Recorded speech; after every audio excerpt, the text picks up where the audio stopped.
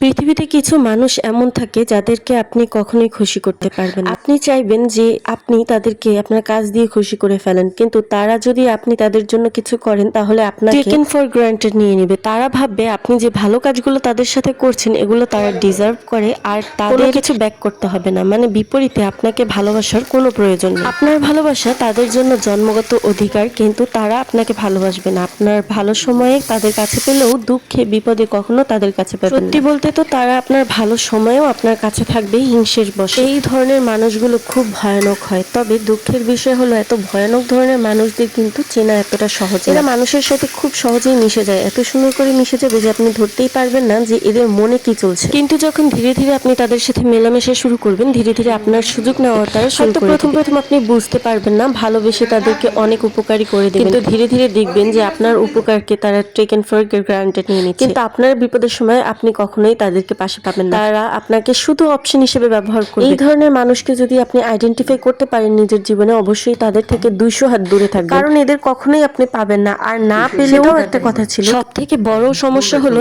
এরা আপনার ভালো থাকাও দেখতে পারবে না। এই ধরনের মানুষ অন্যের ভালো দেখতে পারে না, ক্ষতি প্রার্থনা করে।